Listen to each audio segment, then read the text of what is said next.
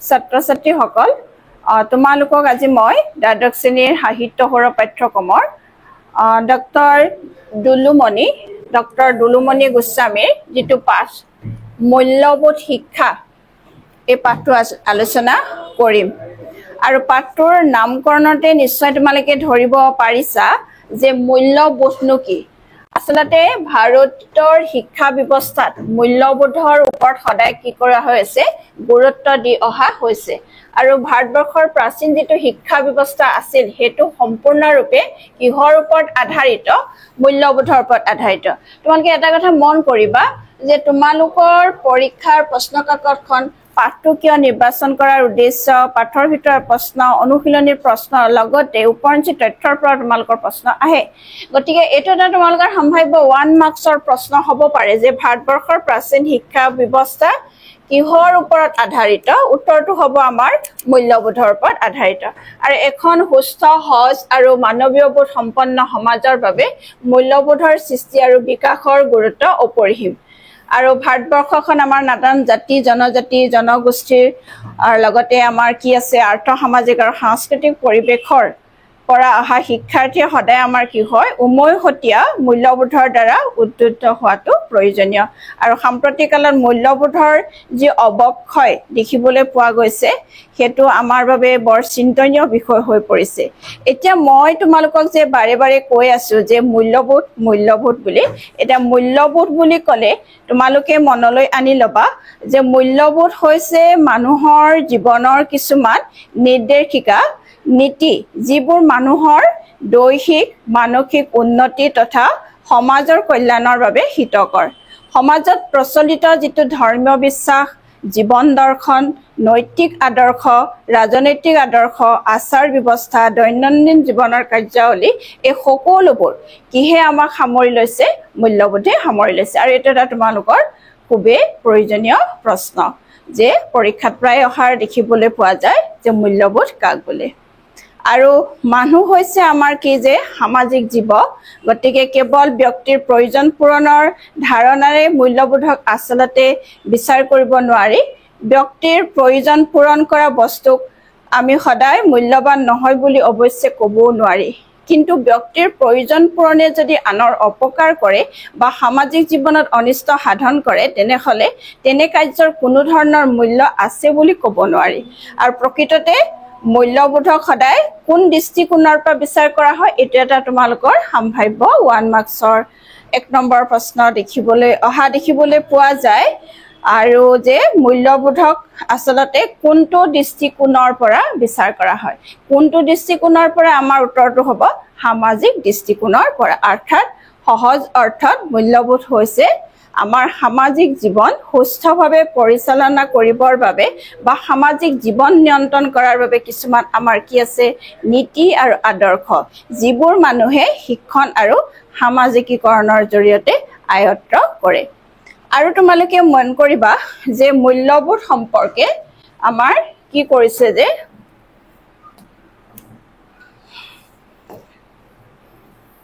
মূল্যবোধ সম্পৰ্কে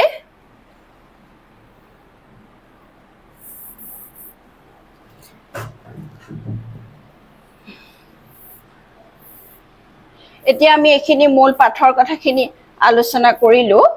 এতিয়া তোমালোকে মন কৰিবা যে প্ৰথম অৱস্থাত আমাৰ মূল্য শব্দটো কেৱল অৰ্থনৈতিক উদ্দেশ্যতে ব্যৱহাৰ কৰা হৈছিল বহল অৰ্থত চাবলৈ গ'লে মূল্য হৈছে কোনো বস্তু বা অৱস্থা বা কাৰ্য যিয়ে ব্যক্তিৰ প্ৰয়োজন বা ইচ্ছা পূৰণ কৰে গতিকে মূল্যই সেইবোৰ বস্তুকে বুজায় যিবোৰ ব্যক্তিয়ে বিচাৰে আকৌ মানুহে বহুতো বস্তুৱে বিচাৰে মানুহে জীৱনকালত বিচৰা বস্তুৰ কোনো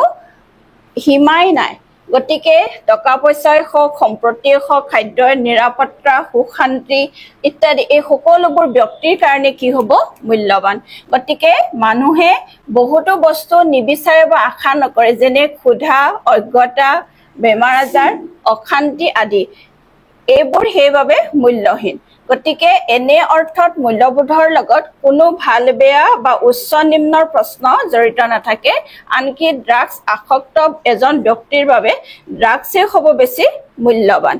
সেইদৰে কোনোবাই কাৰোবাক আঘাত কৰি ভাল পালে সেইটোৱে তেওঁৰ বাবে কি হ'ব পাৰে মূল্যৱান হ'ব পাৰে গতিকে সামাজিক মানুহ হৈছে কি তেতিয়াহ'লে আমাৰ সামাজিক জীৱ গতিকে সামাজিক জীৱ হিচাপে মানুহৰ কিছুমান কি থাকে দায়বদ্ধতা থাকে সমাজ এখনৰ প্ৰতি আৰু সেই কাৰণে কোনটো দৃষ্টিকোণৰ পৰা মূল্যবোধক সেই কাৰণে সামাজিক দৃষ্টিকোণৰ পৰাহে বিচাৰ কৰা হয় এই কথাখিনি তোমালোকে মনোযোগ দিলে মূল্যবোধ কি আৰু মূল্যবোধক কোনটো দৃষ্টিকোণৰ পৰা বিচাৰ কৰা হয় সেই সম্পৰ্কে তোমালোকে নিশ্চয় এতিয়া অৱগত হলা এতিয়া আমি পাঠৰ পিছৰ কথাখিনিলৈ যাওঁ পিছৰ কথাখিনি তোমালোকে মন কৰিবা যে মূল্যবোধ সম্পৰ্কে আমাৰ কি কৰিছে যে দাৰ্শনিকসকলৰ মাজত বিভিন্ন ধৰণৰ মতভেদ দেখিবলৈ পোৱা যায় আৰু সেইবিলাকৰ সমূহৰ মতে মূল্যবোধসমূহ চিৰন্তন নে পৰিৱৰ্তনশীল এই সম্পৰ্কে বিভিন্ন দাৰ্শনিকৰ দৃষ্টিভংগী আছে তোমালোকে মন কৰিবা যে আদৰ্শবাদী দাৰ্শনিকসকলৰ মতে সত্যম শিৱম সুন্দৰম এই তিনিটা হৈছে চিৰন্তন মূল্যবোধ তোমালোকৰ পৰীক্ষাত প্ৰায় অহা দেখিবলৈ পোৱা যায় যে চিৰন্তন মূল্যবোধ কেটাৰ নাম লিখা এতিয়া আমি কি লিখিব লাগিব চিৰন্তন মূল্যবোধ কেটা হৈছে সত্যম শিৱম সুন্দৰম কিতাপত যেনে ধৰণে আছে তেনে ধৰণে তোমালোকে পৰীক্ষাৰ বহিখনত লিখিব লাগিব আৰু তাৰ পিছতে তোমালোকে এটা চিৰন্তন মূল্যবোধসমূহৰ কোনো পৰিৱৰ্তন নাই চিৰন্তন মূল্যবোধসমূহৰ কিবা পৰিৱৰ্তন আছেনে আমি যদি প্ৰশ্ন আহে তেতিয়াহ'লে আমি কম যে এই মূল্যবোধসমূহৰ কোনো পৰিৱৰ্তন নাই প্ৰকৃতিবাদী দাৰ্শনিকসকলে মূল্যবোধৰ ক্ষেত্ৰত কিহৰ ওপৰত গুৰুত্ব আৰোপ কৰিছিল এইটো তোমালোকে মন কৰিব এতিয়া তোমালোকে মন কৰিবা যে প্ৰকৃতিবাদী দাৰ্শনিকসকলৰ মতে মূল্যবোধৰ ক্ষেত্ৰত তেওঁলোকে কোনখন জগতৰ ওপৰত গুৰুত্ব আৰোপ কৰিছিলে বস্তুবাদী জগতখনৰ ওপৰতে বেছিকৈ গুৰুত্ব দিছিলে তেওঁলোকৰ মতে বস্তু বা প্ৰকৃতিয়েহে মূল্যবোধ নিৰূপণ কৰে আৰু প্ৰয়োগবাদী দাৰ্শনিকসকলে আনহাতে প্ৰয়োগবাদী দাৰ্শনিকসকলে কি কৈছিলে যে সম্পূৰ্ণ বেলেগ মত প্ৰকাশ কৰা দেখা যায় আৰু তেওঁলোকে কোনো ধৰণৰ চিৰন্তন মূল্যবোধত বিশ্বাস নকৰে তেওঁলোকৰ মতে মূল্যবোধৰ সৃষ্টি যেনেকৈ সমাজে কৰে তেনে ধৰণে পৰিৱৰ্তনো কোনে কৰে তেতিয়াহ'লে সমাজে কৰে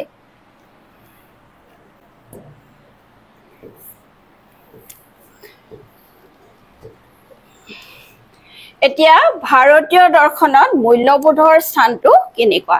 এতিয়া আমি ভাৰতীয় সংস্কৃতিত মূল্যবোধৰ চিন্তাটো যথেষ্ট কি হ'ব তেতিয়াহ'লে প্ৰাচীন হ'ব ভাৰতীয় দৰ্শন হৈছে সম্পূৰ্ণৰূপে মূল্যবোধৰ দৰ্শন আৰু ভাৰতীয় দৰ্শন পাশ্চাত্য দৰ্শনৰ দৰে কেৱল ৰহস্যৰ পৰা সৃষ্টি হোৱা নাই বৰং প্ৰয়োজনীয়তাৰ ফলতহে সৃষ্টি হৈছে সমাজৰ নৈতিক আৰু আধ্যাত্মিক প্ৰয়োজনীয়তাৰ পৰা সৃষ্টি হৈছে আৰু ভাৰতীয় দৰ্শনৰ উৎপত্তি ব্যক্তিৰ জীৱন ধাৰণৰ উত্তম উপায় দেখুৱাবৰ বাবেহে সৃষ্টি হৈছে আৰু সেইবাবে ভাৰতীয় দৰ্শনক মূল্যবোধে চাৰিটা শ্ৰেণীত ভাগ কৰিছে এইটো এটা তোমালোকৰ খুবেই দৰকাৰী প্ৰশ্ন পৰীক্ষাত অহা দেখা পোৱা গৈছে যে ধৰ্ম অৰ্থ কাম আৰু মোক্ষ অৰ্থাৎ ভাৰতীয় দৰ্শনে মূল্যবোধক কেইটা শ্ৰেণীত ভাগ কৰিছে আৰু ভাগসমূহ কি লিখা অৰ্থটো নিশ্চয় ধৰিব পাৰিলা যে ধৰ্ম অৰ্থ কাম আৰু মোক্ষ পুনৰ মই কৈছো যে ধৰ্ম হৈছে নৈতিক মূল্যবোধ যিয়ে মানুহৰ কৰ্তব্য সম্পৰ্কে কি কৰিব পাৰে এতিয়া চোৱা তোমালোকে কি কৰিবা যে ভাৰতীয় দৰ্শনে সদায় আমাৰ কিহৰ বিষয়ে আলোচনা কৰে তেতিয়াহ'লে কৰ্তব্যৰ সম্পৰ্কে মানুহক সকিয়াই দিয়ে বুলি কৈছে আৰু এই মূল্যবোধক আন দুটা মূল্যবোধ অৰ্থ আৰু কামতকৈ শ্ৰেষ্ঠ বুলি গণ্য কৰা হৈছে অৰ্থ আৰু কামতকৈ কি বুলি কৰা হৈছে শ্ৰেষ্ঠ বুলি গণ্য কৰা হৈছে অৰ্থ আৰু কামতকৈ প্ৰকৃততে অৰ্থ আৰু কামক পৰিচালিত কৰিব লাগে বাবে ধৰ্মই অৰ্থাৎ নৈতিকতাই আন কথাত ভাল বা বেয়া কাৰ্যৰ পাৰ্থক্য নিৰ্ধাৰণ কৰে সদায় কোনে ধৰ্মই মুখ্য হৈছে মানুহৰ জীৱনৰ চৰম উদ্দেশ্য লাভৰ উপায় যিটো মানুহৰ আত্মবোধৰ ওপৰত প্ৰতিষ্ঠিত আৰু এই চাৰিটাৰ উপৰি ভাৰতীয় জীৱন দৰ্শন প্ৰতিষ্ঠিত হৈছে তিনিটা প্ৰধান মূল্যবোধৰ আধাৰত আৰু হেয়াই হৈছে সত্যম শিৱম সুন্দৰমৰ ওপৰত আধাৰিত যাক মূল্যবোধৰ ত্ৰিনীতি বুলি কোৱা হয় এটো এটা তোমালোকৰ খুবে প্ৰয়োজনীয় প্ৰশ্ন যে মূল্যবোধৰ ত্ৰিনীতি কেইটাৰ নাম লিখা তেতিয়া তোমালোকে কি লিখিব লাগিব সত্যম শিৱম সুন্দৰম পিছৰখিনি মন কৰা যে ভাৰতীয় দৰ্শনে অতুলনীয় অৱদান আগবঢ়াইছে মূল্যবোধৰ ক্ষেত্ৰত আৰু অহিংসা হৈছে ভাৰতীয় মূল্যবোধত এক অভিনৱ সংযোজন আৰু ভাৰতীয় সংবিধানে ভাৰতবৰ্ষক এখন সাৰ্বভৌম গণতান্ত্ৰিক সমাজবাদী আৰু ধৰ্মনিৰপেক্ষ ৰাষ্ট্ৰ হিচাপে প্ৰতিষ্ঠা কৰিছে আৰু ভাৰতবৰ্ষৰ প্ৰত্যেক নাগৰিকৰ বাবে স্বাধীনতা সমতা ন্যায় আৰু ভাতৃত্ববোধ প্ৰতিষ্ঠা কৰি ভাৰতবৰ্ষক এখন মূল্যবোধ সম্পন্ন আদৰ্শ ৰাষ্ট্ৰ হিচাপে প্ৰতিষ্ঠিত কৰিবলৈ কি কৰিছে বিচৰা হৈছে তাৰ পিছতে তোমালোকে মন কৰিবা যে বিভিন্ন প্ৰকাৰৰ মূল্যবোধ সম্পৰ্কে এটা বিভিন্ন প্ৰকাৰৰ মূল্যবোধ বুলি ক'লে আমি ইহৰ কথা মনলৈ আনিব লাগিব যে মূল্যবোধসমূহ অৰ্থ উদ্দেশ্য এতিয়া আমি আলোচনা কৰিম যে মূল্যবোধৰ প্ৰকাৰসমূহ কি আছিলে যে মূল্যবোধসমূহৰ অৰ্থ উদ্দেশ্য আৰু ব্যৱহাৰলৈ চাই এটো মন কৰিবা কিহৰ ওপৰত নিৰ্ভৰ কৰি বিভাজন বা প্ৰকাৰটো কৰা হৈছে যে অৰ্থ উদ্দেশ্য আৰু ব্যৱহাৰ এই চাই মূল্যবোধসমূহক কি কৰা হৈছে ভাগ কৰা হৈছে অৰ্থাৎ মূল্যবোধৰ প্ৰকাৰসমূহ হৈছে প্ৰথমটো খুব মন কৰিবা নৈতিক মূল্যবোধ আধ্যাত্মিক মূল্যবোধ নান্দনিক মূল্যবোধ অৰ্থনৈতিক মূল্যবোধ সাংস্কৃতিক মূল্যবোধ আৰু ৰাজনৈতিক মূল্যবোধ নিশ্চয় তোমালোকে ধৰিব পাৰিলা যে মূল্যবোধৰ তেতিয়া হলে প্ৰকাৰ আমাৰ কেইটা আছে পাঁচটা আছে আৰু ইয়াৰে তোমালোকৰ কিহৰ বিষয়ে কোৱা হৈছে যে এই প্ৰথম তিনিটা মূল্যবোধ সম্পৰ্কে আলোচনা কৰা হ'ব এতিয়া তোমালোকে মন কৰিবা নৈতিক মূল্যবোধ মানেনো কি যে নৈতিক শব্দটোৰ ইংৰাজী প্ৰতিশব্দ হৈছে মৰেল আৰু শব্দটোৰ উদ্দেশ্য উৎপত্তি হৈছে লেটিন ভাষাৰ মৰিছ শব্দটোৰ পৰা যাৰ অৰ্থ হৈছে আচাৰ ব্যৱহাৰ আৰু লোকাচাৰ নৈতিকতাৰ লগত সামাজিক নীতি নিয়ম আৰু আদৰ্শ জড়িত হৈ থাকে মানুহে জন্ম লাভ কৰি সামাজিক ধাৰণাসমূহ আয়ত্ত নকৰে ক্ৰমে সামাজিক সংস্পৰ্শলৈ অহাৰ পিছত পৰিৱেশ আৰু শিক্ষাৰ দ্বাৰা প্ৰভাৱিত হৈ সামাজিক নীতি নিয়মসমূহ আয়ত্ত কৰে কেৱল জন্মগত প্ৰবৃত্তিসমূহে মানুহক সামাজিক জীৱ হিচাপে গঢ়ি তুলিব নোৱাৰে জন্মগত প্ৰবৃত্তিসমূহৰ সংশোধনৰো প্ৰয়োজন আছে তাৰ বাবে মানুহক লাগে উচ্চ মূল্যবোধ উচ্চ আদৰ্শ আৰু লগতে কি লাগিব মনোভাৱ এতিয়া চোৱা যে নৈতিকতাই সমাজৰ কি হ'ব নৈতিকতাই সমাজৰ ৰীতি নীতি মানি চলাটো বুজায় সমাজৰ গ্ৰহণযোগ্য নীতি নিয়ম আচাৰ ব্যৱহাৰৰ বিপৰীতে চলাকে অনৈতিক আচৰণ বুলি ক'ব পাৰি যিহেতু মানুহ সামাজিক জীৱ গতিকে সমাজ একোখনত বসবাস কৰা মানুহ শ্ৰেষ্ঠ জীৱ হিচাপে মানুহে সমাজৰ সদায় কি মানি চলিব লাগিব যিবোৰ ৰীতি নীতি আছে আৰু যিয়ে সেই ৰীতি নীতি ব্যৱহাৰ নকৰে তেওঁলোককে কি বুলি ক'ব অনৈতিক আচৰণ কৰা বুলি ক'ব আৰু নৈতিক মূল্যবোধে মানুহক প্ৰভাৱিত কৰে সামাজিক অৰ্থনৈতিক সাংস্কৃতিক ৰাজনৈতিক আৰু প্ৰশাসনিক আদি সকলো ক্ষেত্ৰতে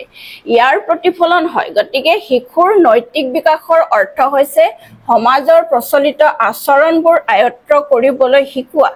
মনোবিজ্ঞানীসকলে শিশুৰ নৈতিক বিকাশৰ বিষয়ে অধ্যয়ন চলাই চাৰিটা বিশেষ আচৰণৰ কথা চিনাক্ত কৰিছে তোমালোকে মন কৰিবা এইবোৰ তোমালোকৰ লং কুৱেশ্যন আহে 4 মাৰ্কছৰ কাৰণে গতিকে নৈতিক মূল্যবোধ কাক বোলে এই সম্পৰ্কে তোমালোকে ভাল ধৰণে মন দি পঢ়িবা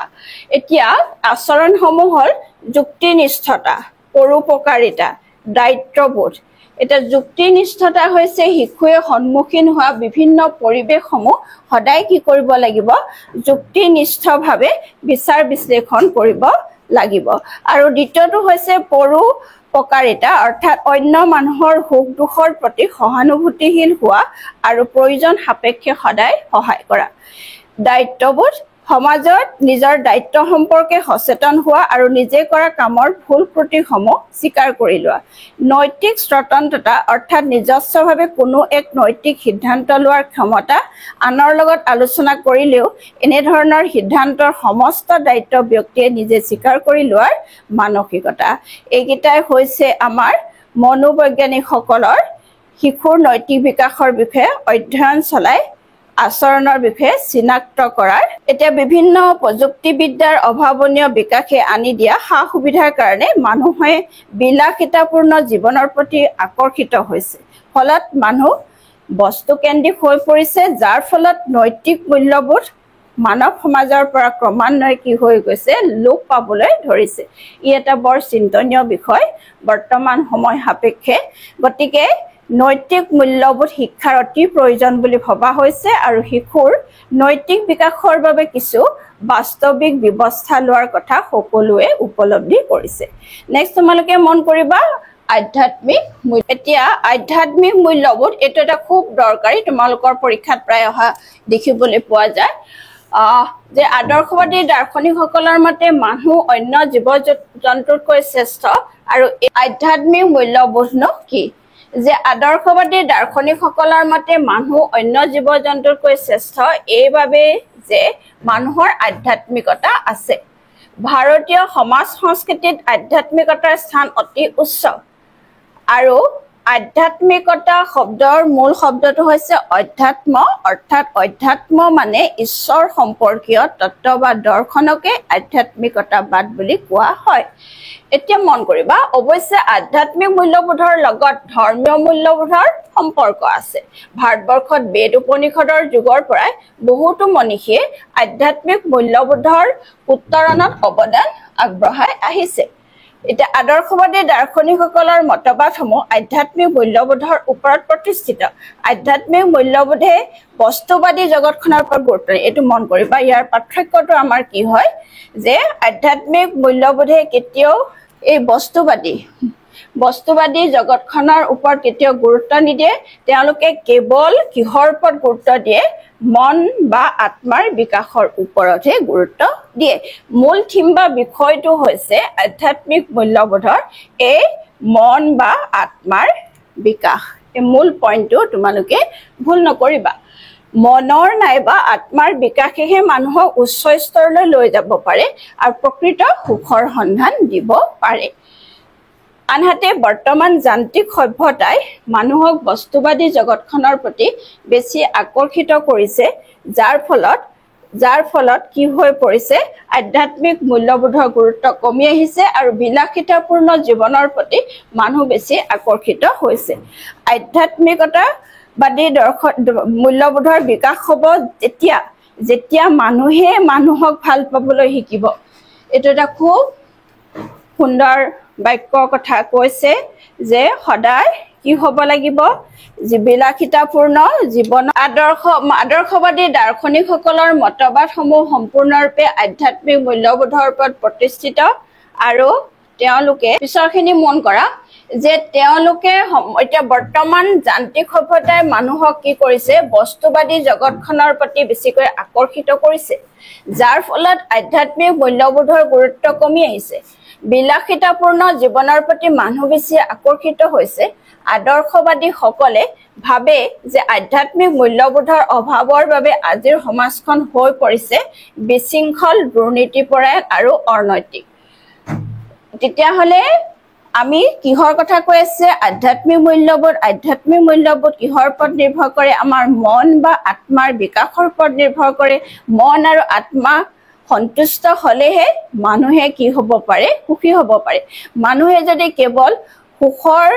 পৰা বঞ্চিত হয় বস্তুবাদী জগতখনৰ প্ৰতি বেছিকৈ আকৰ্ষিত হয় তেতিয়াহ'লে মানুহৰ মনবোৰ বিশৃংখল হৈ পৰিব আৰু সেই বিশৃংখলতাই গোটেই সমাজখনতে বিষবাষ্প বিয়পাবলৈ সক্ষম হ'ব আৰু সেইকাৰণে আধ্যাত্মিক মূল্যবোধৰ বিকাশ হ'ব কেতিয়া যেতিয়া মানুহে মানুহক ভাল পাবলৈ শিকিব খুব এটা সুন্দৰ বাক্য কৈছে যে সহযোগিতা আমি ইজনে সিজনক আপদে বিপদে সহায় সহযোগিতা অহিংসা কাৰো প্ৰতি আমি হিংসা ভাৱ ৰাখিব নালাগিব ভাৱ ভক্তি সংযম উদাৰতা আদি আমাৰ বৃদ্ধি হ'ব লাগিব আৰু সেই কাৰণে মহাপুৰুষ শ্ৰীমন্ত শংকৰদেৱে কোৱাৰ দৰে কুংকুৰ সিংগাল গদৰ ভৰু আত্মাৰাম জানিয়ে হবাকো কৰি কৰিবা প্ৰণাম অৰ্থাৎ কুকুৰ হিয়াল অৰ্থাৎ যত জীৱ তত শিৱ পৃথিৱীত যিমানবোৰ জীৱ আছে প্ৰত্যেকবোৰতে আত্মা বিৰাজমান বুলি ভাবি আমি যদি ভক্তি ভাৱ পোষণ কৰোঁ তেতিয়াহ'লে মানুহৰ মাজত কি নাথাকিব সেই বিশৃংখল দুৰ্নীতিপৰায়ণ অহিংসা হিংসা কপটতা এইবোৰ নাইকিয়া কৰি মানুহৰ মন সম্পূৰ্ণ শুদ্ধ আৰু নিকাভাৱেৰে পৰিপুষ্ট হৈ পৰিব আৰু সেইটোৱে হৈছে আধ্যাত্মিক মূল্যবোধৰ দৰ্শন নেক্সট তোমালোকে মন কৰিবা নন্দন তাত্ত্বিক মূল্যবোধ যে নন্দন তাত্ত্বিক মূল্যবোধৰ আন কথাত সৌন্দৰ্যবোধ বুলি ক'ব পাৰি কিছুমান পণ্ডিতে মত প্ৰকাশ কৰে যে নন্দন তাত্ত্বিক মূল্যবোধ ইন্দ্ৰিয়গ্ৰাহ্য বস্তুৰ ক্ষেত্ৰতহে প্ৰযোজ্য নন্দন তাত্ত্বিক মূল্যবোধ তেতিয়াহ'লে কিহৰ ক্ষেত্ৰত প্ৰযোজ্য বুলি কৈছে আমাৰ ইন্দ্ৰিয়গ্ৰাহ্য বস্তুৰ ক্ষেত্ৰতহে প্ৰযোজ্য অপাৰ্থিব বস্তুৰ ক্ষেত্ৰত তাক আমি কি কৰিব নোৱাৰো প্ৰয়োগ কৰিব এতিয়া যে কিন্তু মানুহে সকলো ধৰণৰ ভাল কাম বা ঘটনা বা ধাৰণাক মূল্য দিয়ে আৰু সেইবাবে এইবোৰৰ নান্দনিক মূল্যবোধ বিচাৰি পোৱা যায় মানৱ জীৱনৰ তিনিটা মূল্যবোধ হৈছে সত্য শিৱ আৰু সুন্দৰ মানৱ জীৱনৰ চিৰন্তন মূল্যবোধ বুলি ক'লে কিন্তু সত্যম শিৱম সুন্দৰম লিখিব লাগিব আৰু মানৱ জীৱনৰ তিনিটা মূল্যবোধ বুলি ক'লে সত্য শিৱ আৰু সুন্দৰ এই সুন্দৰৰ মূল্যবোধে হৈছে নন্দন তাত্ত্বিক মূল্যবোধ নন্দন তাত্ত্বিক সৌন্দৰ্যে মানুহক সদায় শান্তি প্ৰদান কৰে আৰু জীৱনটো সুন্দৰ কৰি তোলে জীৱন্ত বা জড় সকলো বস্তুৰে তেতিয়াহ'লে নন্দন তাত্ত্বিক মূল্যায়ন হ'ব পাৰে আৰু লগতে মানুহৰ সকলো কাৰ্য একেটা চকুৰে চালেও মনোযোগৰ বেলেগ বেলেগ বিন্দুৰ পৰা বেলেগ বেলেগ পৰ্যায়ত মূল্যায়ন কৰা হয় গতিকে মনোযোগে হৈছে নন্দন তাত্ত্বিক মূল্যবোধৰ চাবিকাঠি এইটো তোমালোকে মন কৰিবা যে নন্দন তাত্ত্বিক মূল্যবোধৰ চাবিকাঠি কি নন্দন তাত্ত্বিক মূল্যবোধৰ চাবিকাঠিটো হৈছে তোমালোকৰ মনোযোগ এইটো এটা তোমালোকৰ খুবেই গুৰুত্বপূৰ্ণ 1 নম্বৰৰ প্ৰশ্ন এতিয়া নান্দনিক বা সৌন্দৰ্যবোধ সম্পৰ্কে দাৰ্শনিকসকলে বিভিন্ন দৃষ্টিভংগী গ্ৰহণ কৰা দেখা যায় আৰু দাৰ্শনিক প্লেটোৰ মতে সকলো বস্তুৰে এক ঐশ্বৰিক সৌন্দৰ্য আছে আমি মাত্ৰ ঐশ্বৰিক ধ্যান ধাৰণাৰ যোগেদি সেই সৌন্দৰ্য উপলব্ধি কৰিব পাৰিব লাগিব পৃথিৱীত থকা সকলো বস্তুৰে সৌন্দৰ্য আৱিষ্কাৰ কৰিবলৈ আমি সক্ষম হ'ব লাগে মহৰ্ষি টলষ্টয়ে কৈছিলে যে সৌন্দৰ্যবোধৰ বৰ্ণনা কৰি কৈছে যে সৌন্দৰ্যবোধ নিৰ্ভৰ কৰে সম্পূৰ্ণৰূপে ব্যক্তিৰ নিজস্ব গ্ৰহণযোগ্য ক্ষমতাৰ ওপৰত আমি কোনটো বস্তু কেনেধৰণে গ্ৰহণ কৰিছো সেইটোৰ ওপৰত সদায় সৌন্দৰ্যবোধটো নিৰ্ভৰ কৰিব বুলি কোনে কৈছে তেতিয়াহ'লে টলষ্টয়ে আমাক কৈ গৈছে গতিকে আমি যেতিয়া কিবা এটা কবিতা অধ্যয়ন কৰোঁ বা এখন ছবি চাওঁ তেতিয়া সেই মূৰ্তিৰ সৌন্দৰ্যটো আমি সদায় উপলব্ধি কৰিব পৰা হ'ব লাগিব আৰু লগতে সেই সৌন্দৰ্যবোধৰ উপলব্ধিখিনি আমাৰ নিজস্ব গ্ৰহণযোগ্য দৃষ্টিভংগীৰ ওপৰতহে সম্পূৰ্ণৰূপে নিৰ্ভৰ কৰে তেওঁৰ মতে সৌন্দৰ্যবোধ বস্তুনিষ্ঠ নহয় ই কিহৰ ওপৰত নিৰ্ভৰ কৰিব ব্যক্তিনিষ্ঠ অৰ্থাৎ এজন ব্যক্তিয়ে বস্তু একোটাৰ বা ছবি একোখনৰ বা কবিতা এটাৰ সৌন্দৰ্যটো তেওঁৰ মনেৰে কেনেকৈ হৃদয়ংগম কৰিছে সেইটোৰ ওপৰতহে নিৰ্ভৰ কৰিব গতিকে মূল্যবোধৰ চিনাক্তকৰণৰ ক্ষেত্ৰত যে মূল্যবোধৰ বিভিন্ন প্ৰকাৰ বা শ্ৰেণী সম্পৰ্কে আমি কি কৰিছোঁ ইতিমধ্যে আলোচনা কৰিলোঁ আৰু সেয়ে 1979 চনত ৰাষ্ট্ৰীয় শৈক্ষিক গৱেষণা আৰু প্ৰশিক্ষণ পৰিষদে 84 বিধ 84 মন কৰিবা সংখ্যাটো যে 84 বিধ মূল্যবোধ চিনাক্ত কৰি এখন তালিকা প্ৰস্তুত কৰিছে আৰু সেই তালিকাত অন্তৰ্ভুক্ত মূল্যবোধবোৰৰ ভিতৰত উল্লেখযোগ্য 10টা মূল্যবোধ হ'ল সংযম সহানুভূতি সহযোগিতা অন্য সংস্কৃতিৰ প্ৰতি শ্ৰদ্ধা পৰিষ্কাৰ পৰিচ্ছন্নতা নম্ৰতা মানৱতাবোধ, অহিংসা, দেশপ্ৰেম আৰু সামাজিক দায়িত্ববোধ। আমি মূল্যবোধ, শিক্ষা, পাঠটো আদিৰ পৰা অন্তৰলৈকে সকলোখিনি আলোচনা কৰিলোঁ। এতিয়া তোমালোকে পাঠৰ আৰম্ভণিৰ পৰা কঠিন শব্দৰ অৰ্থ, পাঠবোধৰ মূল কথাখিনি, লগতে ওপৰঞ্চি তথ্য দিয়ালৈকে গোটেইখিনি কথা গোটেইবোৰ শাৰী তন্নকৈ তোমালোকে অধ্যয়ন কৰিবা আৰু বিষয়বস্তুটো হৃদয়ংগম কৰিবা। বাকী বিষয়বিলাকত আমি যেনেকৈ বিজ্ঞান শাখাৰ ছাত্ৰ ছাত্ৰীসকলে বিজ্ঞানৰ বিষয়বোৰ যেনেকৈ তোমালোকে গণিতৰ ক্ষেত্ৰত কোনো এটা অংক কৰিবলৈ যাওঁতে ফৰ্মুলা প্ৰয়োগ কৰি এপ্লাই কৰি উত্তৰ যিটো পোৱা সেইটো লিখিলে যেনেকৈ সঠিক নম্বৰটো পোৱা, ঠিক তেনেধৰণে অসমীয়া ভাষা লেংগুৱেজৰ ক্ষেত্ৰত কিন্তু নম্বৰৰ ক্ষেত্ৰত পোৱাৰ ক্ষেত্ৰত কিছু জটিলতা আহি পৰে। কেনেকৈ যে যিকোনো এটা পাঠৰ বিষয়বস্তু সি গদ্য পাঠেই হওক, কবিতাই হওক, তোমাৰ শিক্ষাতত্ত্ব অধীনৰ পাঠেই হওক, সকলোখিনি বিষয়বস্তু তুমি কেনেকৈ হৃদয়ংগম কৰিছা, আয়ত্ত কৰিছা আৰু সেইখিনি তোমাৰ মনৰ কথাখিনি কেনেকৈ তুমি প্ৰকাশ কৰিছা তাৰ ওপৰতে নিৰ্ভৰ কৰিব। আৰু সেইকাৰণে পঢ়াৰ লগে লগে তোমালোকে সদায় লিখাৰ অভ্যাস কৰিবা। তেতিয়াহে তোমাৰ পৰীক্ষাত লিখাৰ যিটো স্পীড, খৰতকীয়া, সেই মনোভাৱটো বৃদ্ধি পাব আৰু তুমি পেপাৰখন সম্পূৰ্ণকৈ কৰিব পাৰিবা। গতিকে আজিলৈ আহিছোঁ। পুনৰ অন্য এটা ভিডিঅ'ত তোমালোকক লগ পাম আৰু পাঠৰ প্ৰশ্নোত্তৰসমূহ আলোচনা কৰিম।